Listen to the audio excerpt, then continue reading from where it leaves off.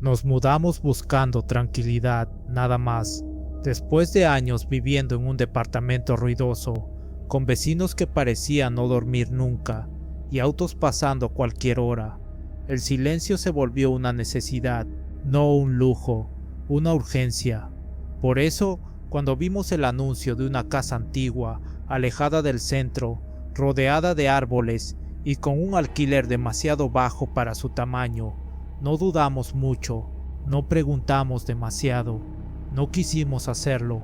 A veces, cuando uno necesita descansar, aprende a no hacer ciertas preguntas. La casa era grande, sólida, de esas construcciones viejas que crujen con el viento, pero se sienten firmes bajo los pies. Las paredes eran gruesas, los techos altos, las ventanas pequeñas, todo parecía hecho para aislar el ruido del mundo. El piso de madera sonaba al caminar, pero era un sonido seco, viejo, como si la casa respirara con uno. Pensamos que eso era normal, que así eran las casas antiguas. Los primeros días fueron normales, demasiado normales. El silencio era profundo, casi incómodo al principio. Por la noche no se escuchaba nada más que el viento entre los árboles y, muy de vez en cuando, el crujido de la madera acomodándose. Dormíamos bien, sin interrupciones, como no lo habíamos hecho en años. Nos despertábamos descansados, agradecidos, convencidos de haber tomado la decisión correcta. Nuestro hijo, que tenía 6 años, parecía más feliz de lo habitual. Jugaba solo en su cuarto durante horas. Antes siempre pedía compañía, se aburría rápido, buscaba ruido. En esa casa no, decía que era grande, que tenía mucho espacio para jugar, que le gustaba su cuarto porque se sentía lleno. Esa palabra nos pareció rara, pero no le dimos importancia. Los niños dicen cosas sin pensar, o eso creíamos. Los cambios empezaron de a poco, tan lentamente que al principio ni siquiera los registramos como algo extraño. Objetos que no recordábamos haber movido aparecían en otros lugares. Una taza que dejábamos en la mesa amanecía en la alacena. Un libro que habíamos dejado en el sillón aparecía sobre la mesa de luz. Pensábamos que éramos nosotros, que el cansancio nos jugaba malas pasadas. La mudanza siempre desordena la cabeza. Los juguetes de nuestro hijo eran lo más raro. Los dejábamos tirados en el suelo, como cualquier niño lo hace, y por la mañana parecían ordenados, no solo guardados, sino acomodados con un cuidado extraño. Muñecos alineados, autos en fila, piezas pequeñas agrupadas por color. No era el orden caótico de un niño, era un orden meticuloso, adulto, paciente. Las llaves empezaron a desaparecer. Las buscábamos durante minutos, revisando bolsillos, mochilas, cajones. Jurábamos haberlas dejado en un lugar específico. Volvían a aparecer justo ahí, donde ya habíamos buscado varias veces. No una vez, varias, siempre cuando ya estábamos a punto de rendirnos. Nada grave, nada que no pudiera explicarse con distracciones, con el estrés del cambio, con simples errores de memoria. Eso nos repetíamos, porque aceptar otra cosa implicaba pensar demasiado, pero había algo más, algo que no sabíamos cómo nombrar. La casa se sentía atenta, no hostil, no agresiva, atenta, como si respondiera a nuestra presencia, como si escuchara. A veces entrábamos a una habitación y teníamos la sensación de llegar tarde, como si algo hubiera estado ahí justo antes. No veíamos nada, no escuchábamos nada, solo esa presión leve en el pecho, esa incomodidad difícil de explicar. Por las noches, el silencio ya no era tan agradable, no porque hubiera ruido, sino porque era demasiado perfecto, tan cerrado que parecía contener algo. A veces me despertaba sin razón, con la sensación de que la casa estaba despierta aunque todos durmiéramos. Miraba al techo, escuchaba mi propia respiración y esperaba, no sabía qué. Nuestro hijo seguía jugando solo, cada vez más tiempo. Cuando le preguntábamos con quién jugaba, respondía con evasivas. Decía que no importaba, o que ya luego nos decía. No lo presionamos, nos tranquilizaba verlo tranquilo. Pensábamos que la casa, al fin, le estaba dando lo que a nosotros, silencio. Nunca pensamos que el silencio también podía estar observándonos y que, poco a poco, la casa estaba empezando a moverse sin que nadie la tocara. Después comenzaron los ruidos. Al principio eran tan leves que dudé de mí mismo. Pasos suaves durante la noche, no pesados, no apurados, pasos pequeños, irregulares, como de alguien caminando descalzo por el pasillo, arrastrando apenas los pies. El sonido era corto, contenido, como si quien caminara supiera que no debía hacer ruido. Pensé que era mi hijo levantándose para ir al baño o a buscar agua. Era lo más lógico. Siempre hay ruidos nuevos en una casa vieja, pero cada vez que me levantaba a revisar, lo encontraba dormido.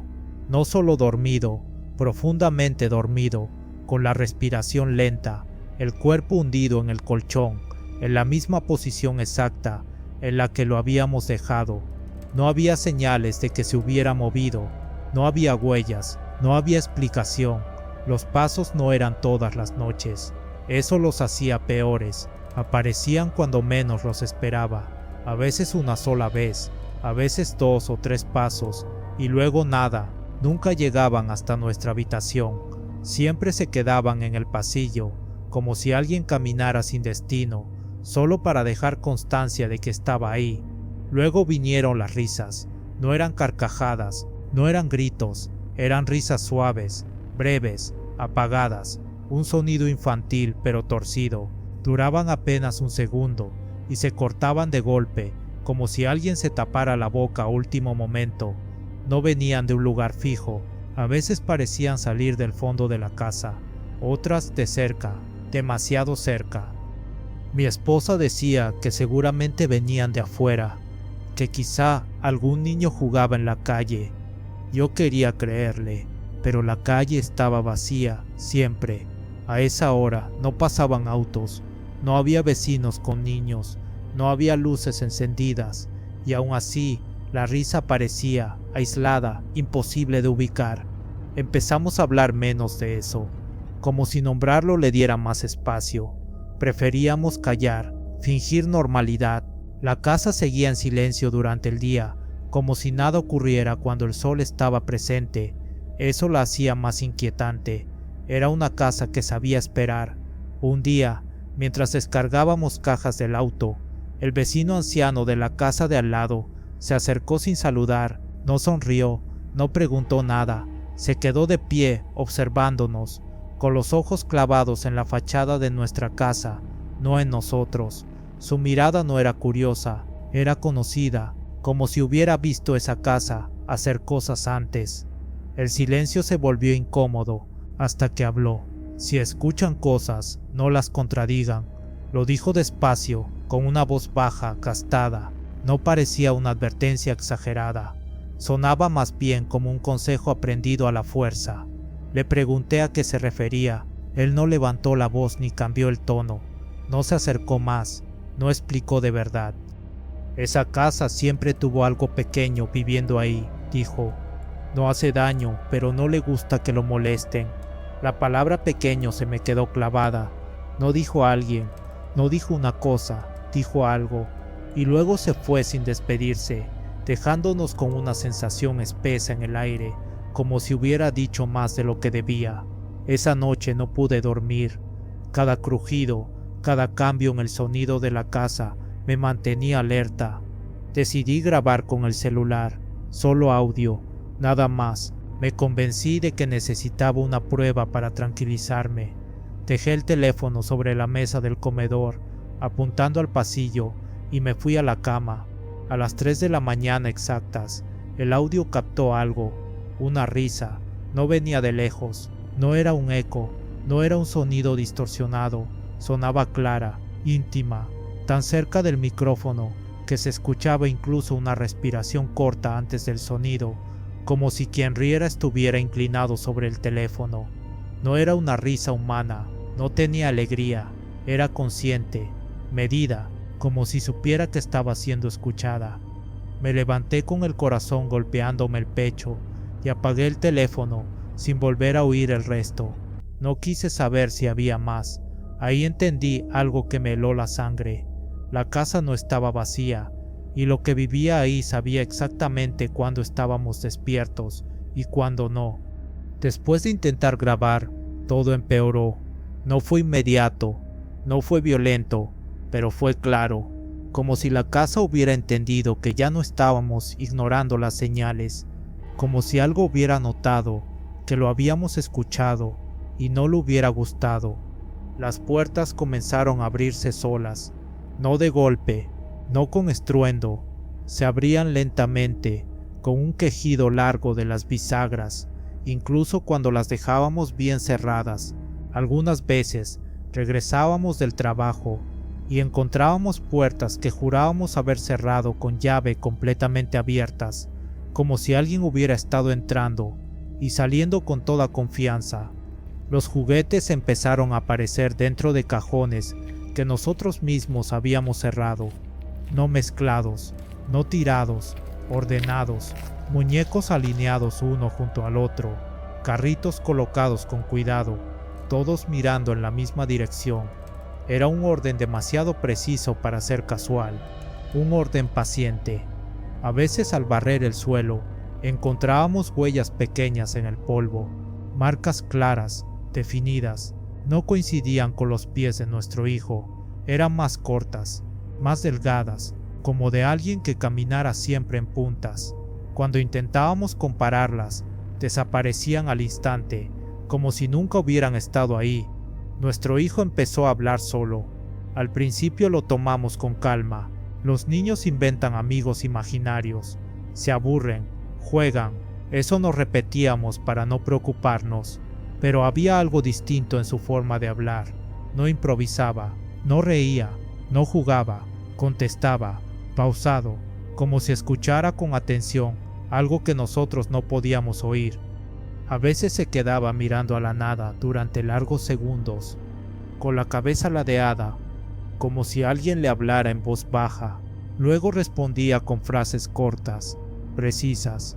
Nunca preguntaba nada, solo afirmaba.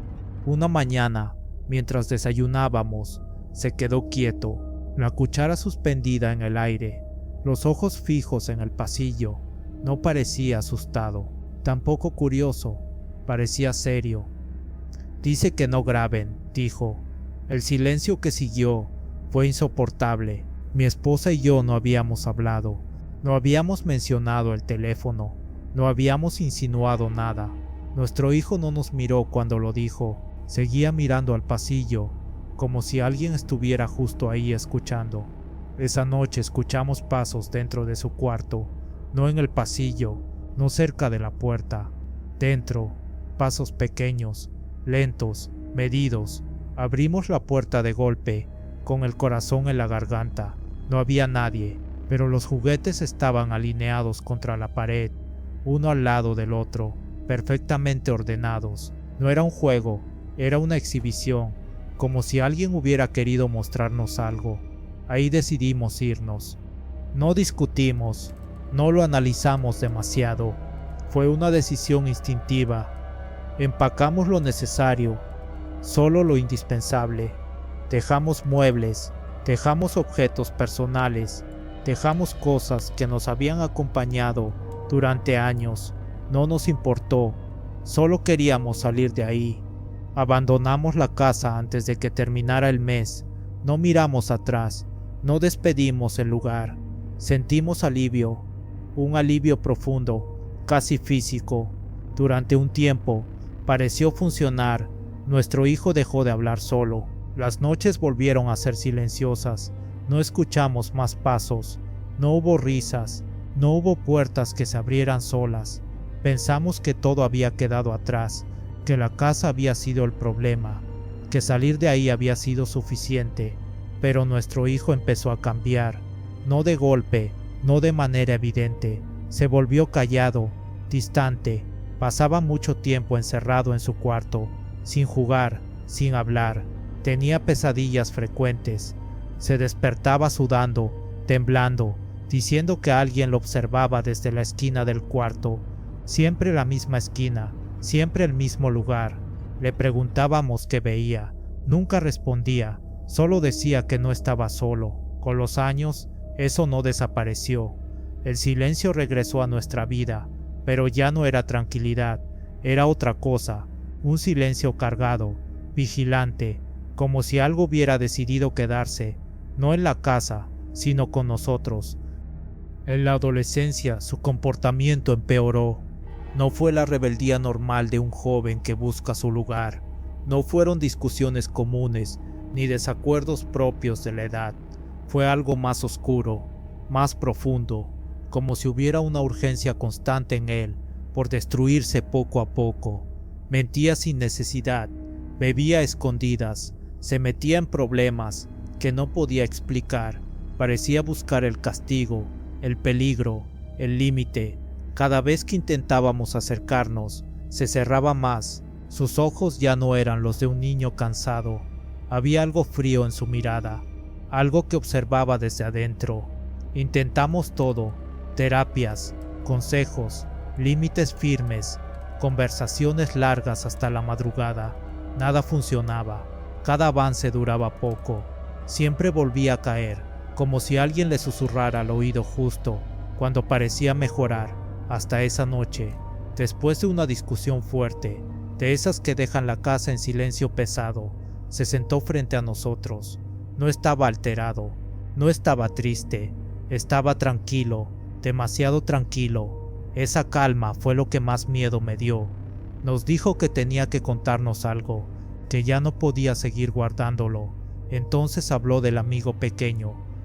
Dijo que nunca se quedó en la casa, que se fue con nosotros, que lo había elegido desde el primer día cuando jugaba solo en su cuarto, que por eso, después de mudarnos, ya no pasaba nada extraño, porque la casa había quedado vacía, porque lo que vivía ahí ya no estaba ahí, estaba con él. Nos dijo que a veces le hablaba, que no gritaba, que no amenazaba, solo sugería, empujaba, le decía qué hacer cuando estaba enojado, triste o solo, que se reía cuando él tomaba malas decisiones, que se sentía más cerca cada vez que bebía, cada vez que se perdía un poco más. Mientras hablaba, yo no podía dejar de pensar en las risas apagadas, en los pasos pequeños, en los juguetes ordenados. Todo encajaba demasiado tarde. Esa noche no dormí, no escuché ruidos, no hubo pasos ni risas, pero sentí algo peor, la certeza de que algunas presencias no necesitan casas antiguas para quedarse, no necesitan paredes viejas ni pasillos oscuros, solo necesitan que alguien les abra la puerta una vez y que tengan el tiempo suficiente para elegir el lugar donde más daño pueden hacer.